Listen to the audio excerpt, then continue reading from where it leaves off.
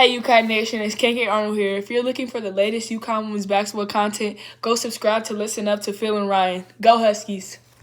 Thank you, KK. It's Phil and Ryan on Listen Up and Ryan. This podcast, we're going to go over a great Thursday morning to you, first of all, March the 6th. Ryan, we're getting down to Selection Sunday. First, the Big East tournament right around the corner. You'll be on Saturday to recap that one.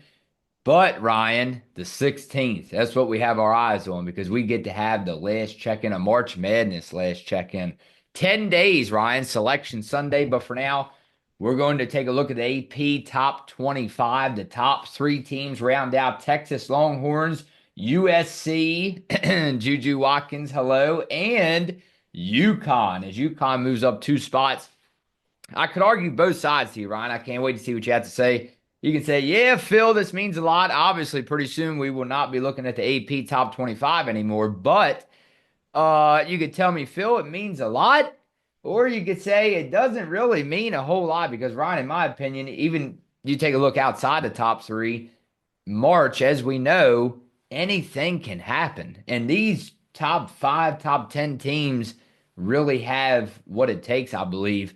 There hasn't been like that true number one in past years. Like I've been talking to some people where you're just like, you point the finger and you're like, yeah, they're going to win it all. It just hasn't been like that this year.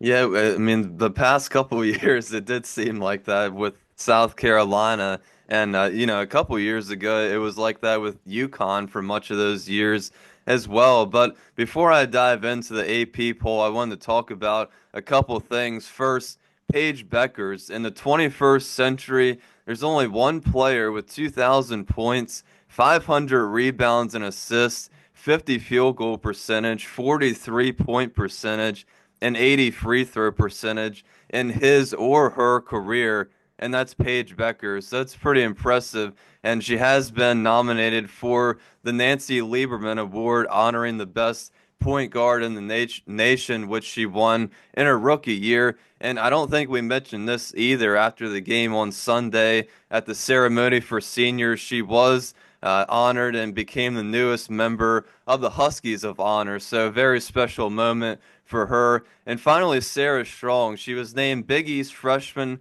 of the Week for the 10th time this season. And she's also a finalist for the Cheryl Miller Award, honoring the nation's best small forward. And I would expect Sarah Strong to win Freshman of the Year. I mean, she's been so great all year long. I don't think there's anybody that deserves that award more than she does. But now for the AP poll, we did see a couple changes. Texas remained at the number one spot. USC jumped up to number two, and UConn jumped up two spots to number three as well. And UCLA fell to four after their loss to USC for the second time this season. And South Carolina rounded out the top five. And Notre Dame, they fell three spots to number six after recently just being number one a couple weeks ago. And a couple teams I wanted to highlight, maybe keep track of them in March Madness. I don't really think a lot of people have been talking about these teams. How about the TCU Horned Frogs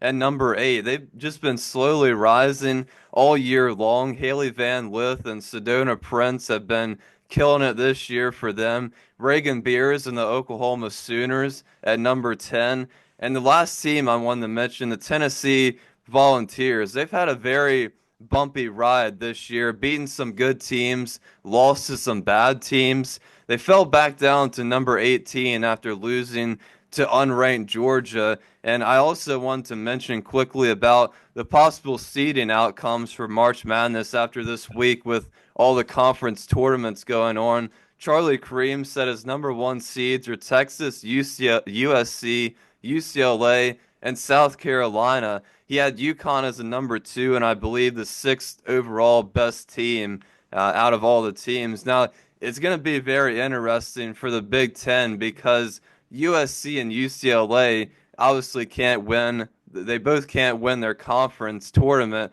and the same goes for Texas and South Carolina in the SEC. So I think there's a very good chance that UConn ends up with a pretty good case after this week at the possibility of having a number one seed in March Madness after all these conference tournaments are over. All right, very well said. In Texas, obviously, Ryan, very well deserved in that top spot. I mean, they have rounded out on the roster a senior Taylor Jones, and then you know all about senior Rory Harmon, what they bring to the table. But you remember what I said back when UConn defeated South Carolina earlier in the year? I said, Ryan, this changes everything, right? I looked at the camera at you and I said, this changes everything. That's what I meant. You said that as far as and back then I'm like, right, I don't care. It was just a certain type of vibe. You just felt it. But now I understand now that I'm off of my high, right? Weeks later. Um, yeah, I mean, it really does change everything as far as concerning the brackets. And you take a look at the one question I have for you and all of our subs. Thank you. We love you all. We appreciate you all. Comment below, subscribe, and like the video. Please, it goes a long way for Ryan and I and the UConn family, that is. Ryan, what I'm asking you and everybody else. Now, UConn is what? They lost, correct me if I'm wrong, they lost earlier to Texas in the season. They lost to USC. We was up there, right? We was up there by 1 point. I believe, 1 point, 2 points. They lost to, now they didn't face UCLA. Now they beat South Carolina. That was a big one. They lost to Notre Dame. Now, you can't convince you, I understand that, or anybody else in UConn, fans that is, well, it was a close game. It was still okay. They went out and they did, they played well. It doesn't cut it in UConn. You understand that. I understand that. So my question to you is, since there is that second chance of maybe facing some of these top teams again in March, which I highly think that it's going to happen. I think you do too. Is it any way possible to believe? Now, we believe, obviously, they beat South Carolina, but set that to the side for a minute. The losses that UConn has suffered against the top 25 teams, is there any way, shape, or form that you're thinking in the back of your mind, well, Phil, these games are all close. These games are all close. And if you know UConn women's basketball by any means, oh my, that's a good sign because watch out for that second shot. Yeah, I mean, we talked about it in those games. Obviously, all disappointing losses to USC, Notre Dame, and Tennessee. But we like the fight that they showed in all three of those games. Especially against USC, they were down the first half, and they really clawed their way back in that whole second half. Tennessee, the game was competitive all the way around, and Notre Dame, it was competitive there for a while, but Notre Dame, fought their way through the end there and, gained a pretty marginal lead there. But I think there is a pretty good chance that they're going to face one of those teams, even possibly South Carolina again, who they obviously beat. They could face them again as well. So, yeah, I'm really looking forward to what all the seedings come down to, all the different regions, and the path for UConn to make it to the championship and to see what teams are gonna have to face because they're obviously when it gets down to the Sweet 16, Elite Eight, and from there on out, they're gonna have to beat a couple of tough teams if they want to make it back to the championship game. And I know you're looking forward to comments. Ryan's favorite part of the show. Ryan Marcia Clark said it would be wonderful to have AZ back at UConn next season. She would have time to gain more confidence back and truly shine. NIL is also always a factor too. Ooh, Ryan, that's a good point. The WNBA would be a good choice too. AZ might be selected by the Mystics, and it would be awesome to see her reunite with Aaliyah Edwards. Two great choices, so she really can't go wrong. AZ, if you're reading this, just know that whatever you decide, we have your back as fans. We all wish you the best, AZ. Yeah, very well said. It is a very tough decision, and it's a decision that's going to take a while to think about. But Mm. it's a very good point about the NIL. I did see a lot of people mention that in the comments, and I think I mean, it's a very important topic because I think for the men's side of things, you see a lot of men's players leave freshman, sophomore year because obviously, the NIL is very big for the men and the women, but you go to the NBA, get a much bigger salary, but the WNBA, unfortunately, there's a really a big drop off in terms of the money earned. Not just for the rookie salary, but pretty much your whole career compared to the NBA. So, that's a pretty big part for a lot of these women is, to stay all 4 years at college, sometimes five, but, to earn that NIL money your whole career, and work yourself up and prepare for the WNBA through that route.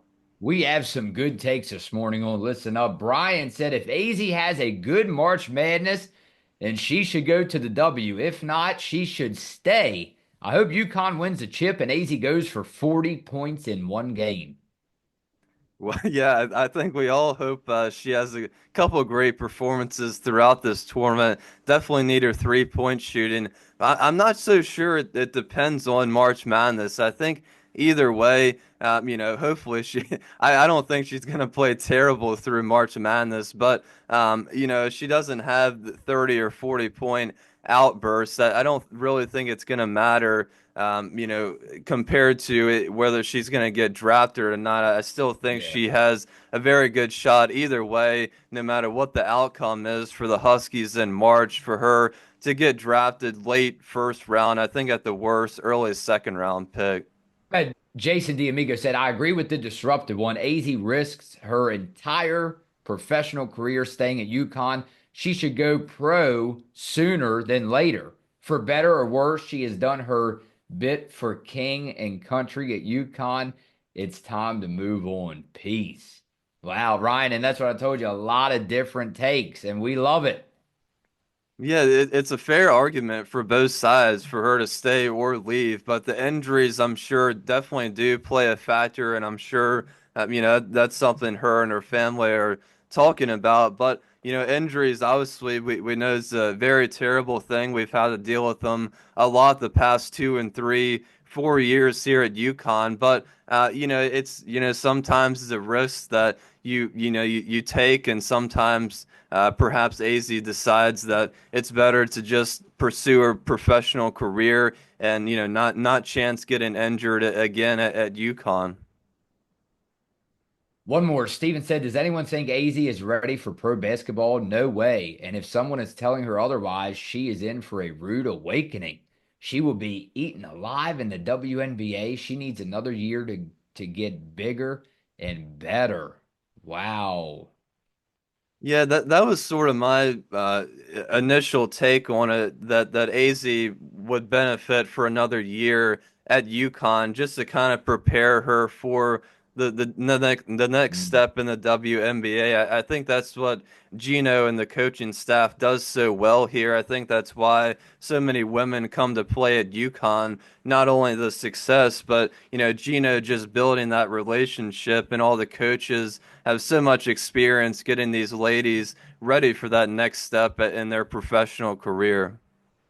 All right, that does it, Ryan, on this Thursday morning. I appreciate you, and I'll see you right back here on Saturday. I won't see you, but along with everybody else, I will watch you on that screen, and I'll be smiling away. Hopefully, it's a big W on that game recap. And like I told you, Ryan, the top three, again, to round it out on Listen Up, Texas, USC, and UConn. If you want my take, Ryan, what they've done to UCLA so far this year, USC that is, you're not going to like this. But my question is, who's going to knock off Juju Watkins and company? Phil and Rye on Listen Up.